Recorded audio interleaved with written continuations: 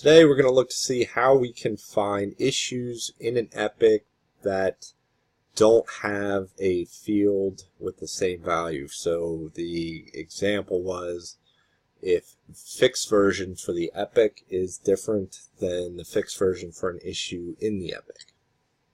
And we're going to do that today using power scripts from C Prime. So what I have here in my example project is a sample epic, aptly named test epic, and I have two issues in the epic, and I'm going to try to create a custom JQuery query that will do this search for us and show us which ones don't have the same field. Now I've already done this because I was able to take another JQuery script, issues in epic, and essentially clone the code and just tweak it slightly. So let's see what I have here. I have a script called sil_jquel underscore field value doesn't match epic. So hopefully that's pretty self-explanatory. So when we have a custom JQuery function like this, we have the opportunity to pass parameters, which allows us to reuse the scripts for other things, hopefully. If we do it well, we can reuse it. So I'm taking two arguments in this script. The first is a JQuery search string like this. Project equals ex, for example, type equals epic. And the second is the name of the field that you want to compare. And you know, we don't really need to set a value because we're just testing for equality. Either they equal or they don't equal. So we just need the name of the field. So what I'm doing is I'm creating an array here. I'm calling it epic, and I'm using the select issue function, which executes that JQuery query that we're going to pass as an argument. And this is the syntax for arguments. They come in a system array called argv, A-R-G-V. And so we're going to grab the first one, which is at index 0. The second one is the name of the field, which I'm grabbing the same way, but it's in an index 1. And then the third array that I created is an empty array, and that's the array we'll fill with the issues that we get from our search. So what we get initially is a bunch of epics that we've selected based on this JQuery string right here, search string right there. And we loop through, and we say for each, we say string E in epics, and that just returns the key, so E becomes the key of the epic. So for each epic in the epics array, we're going to loop. And then for string I in all linked issues. What does that do? So this right here is another function that will pull all the issues associated with each epic, each of the epics E. So theoretically, you know, it could be a lot of tickets. So we're looping through all the epics, we're looping through all the issues associated with the epics, and then this is the little bit of code that we do basically on the story or task or bug level.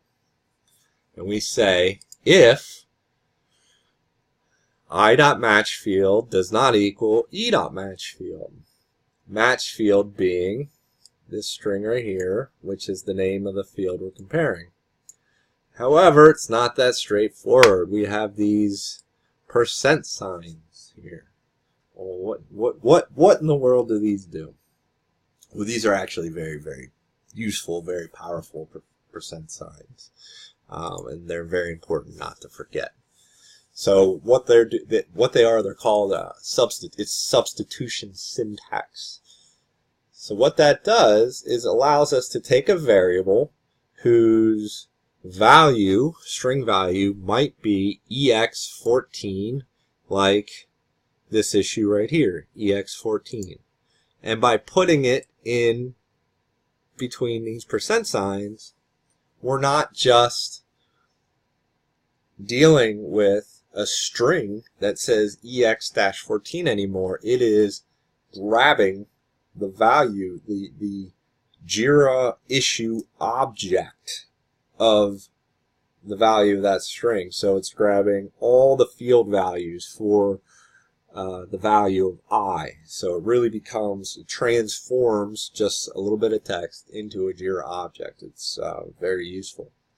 But that's not the only thing we can do with it. So we can also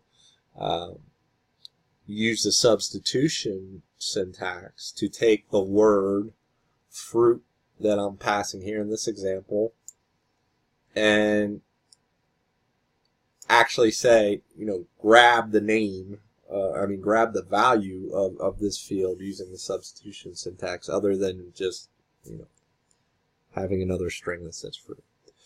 So anyway, so we're saying if the match field of the story of the task does not equal the match field of the epic, go ahead and just add it to the return array. And then at the very end, we return that return array. And there could be one issue in there, and there could be 100 issues in there. And this script that we just went through will return them all. So let's take a look. So we have our test epic, 2 issues in the epic, and I set the value of fruit to banana in the epic, and one has the value of banana and the other does not. So let's see how we can now run our script. So when you write a custom JQuery script, you always call it using this function here. It always starts with key in sil JQuery list meaning I want more than one issue.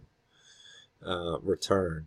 We pass the name of the script we wrote, the 2 parameters, and we hit run. And it will return only one issue because that's the only one I made. And you can see the fruit is cherry, and it does not equal the same value of the fruit field in the epic. So that's it. That's how you use Power Scripts from C Prime to create a custom JQuery function that can do very powerful things like this. Thanks for watching.